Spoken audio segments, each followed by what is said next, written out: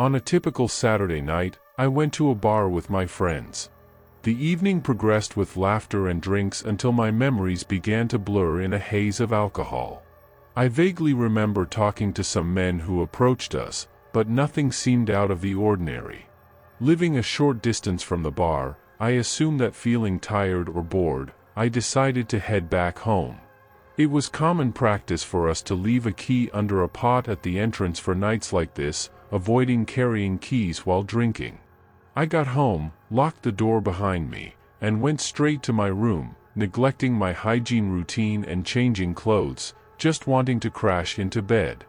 While on my phone, checking if my friends were still at the bar and if they had gotten home safely, I heard the front door open.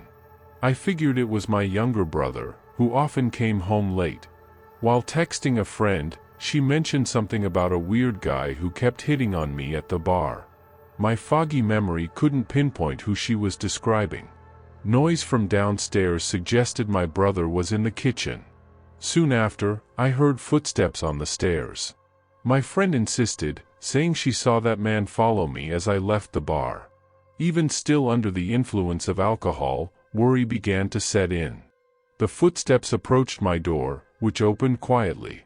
The darkness of the corridor prevented me from seeing who was there. I called out for my brother, but after the door closed, I heard no more footsteps, leading me to believe the person was still outside. I messaged my brother, who quickly replied denying he was near my room and questioning why I kept opening the front door. Our mother was away, and the possibility of an intruder in the house became undeniably real. I called the police, feeling the gravity of dialing 911 for the first time. When I turned on the bedroom light, my heart stopped upon seeing a man standing in the corner, near the door. His sudden movement to leave and the scramble downstairs sent me into a panic while I was still on the phone with the operator, who guided me until the police arrived. Although the information I provided in the police report might have been compromised by the drink, I described the intruder as a man in his 20s, stocky, with a full beard and short hair. One of the officers found the spare key still in the front door lock, concluding the intruder had followed me from the bar and watched where I hid the key. The officer assured me he would patrol the area during the night and advised changing the hiding spot for the key. Relief only came the next day, despite the hangover. Telling my friends about the incident, they detailed that a man with a sinister appearance had followed me and tried to talk to me several times throughout the night, something I hadn't realized. Since then, I avoided bars for a while and we never again left a spare key outside. About 2 years ago, a disturbing situation happened with my best friend, whom I'll call Sarah for privacy reasons. We studied in the same city but at different universities, leading us to live in different parts of the city. One day, as Sarah was preparing for her exams, she realized her fridge was empty and decided to walk to the supermarket near her apartment complex to buy some basic items. After about 15 minutes of shopping, upon leaving the supermarket, Sarah was approached by a stranger who tried to start a casual conversation, acting as if they already knew each other. Sarah, extremely polite but always cautious with strangers, described the man as short, overweight, with a goatee, and an exaggerated smile on his face. Something that caught her attention was the man's nervousness, evidenced by his trembling fingers as he spoke. The man, apparently in his mid-30s, contrasted with Sarah, who was 23 at the time. He tried to invite her for coffee, mentioning he had seen her around the area a few times. Sarah, disconcerted by the invitation and the unreciprocated familiarity, politely declined. However, the refusal only served to irritate him, and he insisted, becoming aggressive when rejected again. The situation escalated when he called her by her name, something that left her perplexed, as she had no idea how he could know her real name. Feeling threatened and fearing she was being followed, Sarah threatened to call the police if he didn't leave her alone. The man stood still for a moment before getting into his car and following Sarah for a few blocks. With her heart racing and growing fear, She chose a less-known path to safely reach her apartment as the sun began to set. Sarah made it home without further incidents, but the episode left her paranoid, wondering if the stalker knew where she lived. Despite never reporting the incident to the police, she never forgot the man's features and details of the encounter. Fortunately, she hasn't seen him since then. It was the year 2016, a period marked by a significant change in our family's routine due to the arrival of new neighbors. In an attempt to build a rapport, they invited us for a nighttime barbecue at their home. My parents, my sister, and I accepted the invitation with curiosity and a certain enthusiasm, marking our gathering in their backyard at 8 in the evening. This would be the first time I would meet them in person. The family consisted of a couple and a teenage son, quickly introduced as Jeremy. The father seemed extremely cordial, but there was something cold about both the mother and the son.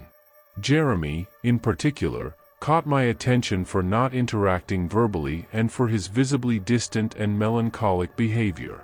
Moreover, he seemed to have social or mental difficulties, avoiding eye contact and showing constant restlessness. During the event, I caught Jeremy discreetly watching me several times, increasing my discomfort with each glance. After we had hamburgers and hot dogs, while our parents chatted among themselves, I decided to discreetly return home, driven by a mix of boredom and discomfort. The next day, on my way to school, I noticed a figure hiding behind a tree right after passing the neighbor's house. Instinctively, I quickened my pace. Looking back again, I saw the same figure, this time hidden in a bush, clearly watching me. It was Jeremy, recognizable by his long hair. I hurried to school, trying to ignore the feeling of being followed. Upon arriving home, I shared the incident with my parents, who promptly went to talk to our neighbors. When they returned, they explained that, according to Jeremy's parents, he was not like other children, an explanation that somehow seemed to satisfy them. They advised me to simply ignore Jeremy's behavior, as if him following me to school wasn't alarming. Later, while trying to focus on homework in the backyard, Jeremy's image came back to my mind. Instinctively, I looked towards the window facing our backyard from the neighboring house, and there he was, watching me. Upon realizing he had been spotted, Jeremy quickly hid. I ran inside and reported the new episode to my parents, who repeated their previous advice, based on the justification given by the boy's parents. That night, after lying down and trying to fall asleep, a noise by the window startled me. Before I could react, the window was opened, and a figure invaded my room. On impulse, I screamed for help, and my parents rushed to my aid. When the lights were turned on, they revealed Jeremy, holding a large kitchen knife. Panic set in as my father pulled me away from the threat. Immediately, we ran to the neighbor's house to inform them of the incident. Jeremy's father, upon seeing us, acted quickly, taking the knife from his son's hands and leading him away. My father, furious, demanded they take measures and threatened severe consequences if they didn't move within a week. The police were called, and Jeremy was taken away, likely to a specialized institution, not a common prison. A week later, Jeremy and his family vanished from the neighborhood. We weren't sure where they went, but since then, Jeremy was never seen again. Having worked for 2 years at a diner on the main street of the city where I live, I found refuge in this job that, while far from glamorous, pays the bills. The diner's cozy and retro atmosphere, with its red vinyl seats and a jukebox playing 50s music, always appealed to me. Most of the customers are regulars, people who come in for breakfast or lunch, and many have become familiar faces. However, among these routine interactions, one particular customer began to cause me deep discomfort. This middle-aged man always came alone and chose a spot at the counter. Dressed in a leather jacket and ripped jeans every day, he stood out not for what he said, but for the way he intensely stared at me. I always tried to keep him at a distance, but there were times when interaction was unavoidable. Initially, I thought I was being overly critical. After all, I had dealt with other odd individuals in the past. But my perception changed dramatically one night when I saw his car, an old and worn sedan, slowly drive by my house. The situation escalated quickly. The car not only passed in front of my house but sometimes circled the block, a clear indication that he was watching me. My parents also noticed his presence. One night, as I was getting ready to sleep, I heard the car park in our driveway. My heart raced. I ran to alert my father, who went out to confront him while I called the police. The tension in the air was palpable as my father approached the man, who reacted aggressively, claiming that I had been leading him on. The situation turned dangerous when the man accelerated towards my father, narrowly missing him. The car collided with our house, leaving a trail of destruction before fleeing. The police arrived soon after and, with the help of security camera footage, managed to track down and arrest the man that same night. We discovered he had been following me for weeks, a shocking revelation that exposed his long history of violent behavior. This episode made me question my sense of security and independence, teaching me that there are situations beyond our control. After the incident, I decided to change jobs, seeking a quieter environment in a bookstore in a neighboring town. This new job, with less public interaction, offered me the peace I needed to overcome the trauma I experienced. In my early days after college graduation, I found myself in a precarious financial state, which forced me to make decisions I would never consider under other circumstances. One of these decisions was to share an apartment with someone I had never met before. This person turned out to be my roommate, a man named Ricardo. At first glance, Ricardo seemed like a calm, easygoing person. He spoke little, and when he did, his strong Spanish accent was noticeable. The room I would occupy was already furnished, which was a major attraction, considering my financial situation. There was a single bed against one corner, a reasonably sized wardrobe, a closet, and a TV stand in the other corner of the room.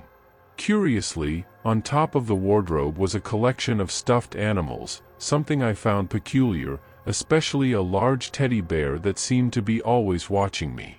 When I asked Ricardo about the stuffed animals, he laughed heartily and mentioned that his own room had similar decorations. He suggested leaving them as they were, out of respect for the apartment owner. On that first day, we didn't talk much beyond that. I spent most of my time unpacking and organizing my room.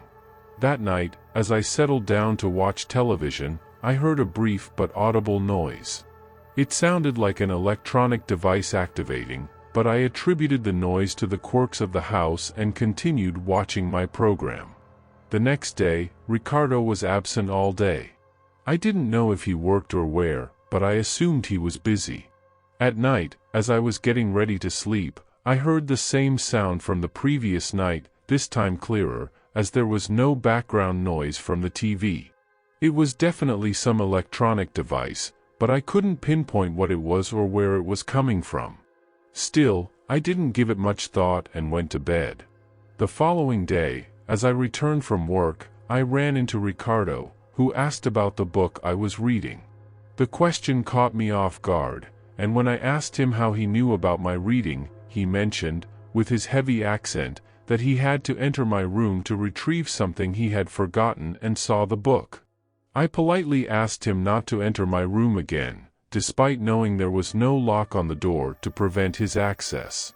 That night, as I picked up my book that was hidden under the bed, I paused, reflecting, how could he have seen my book if it was so well hidden?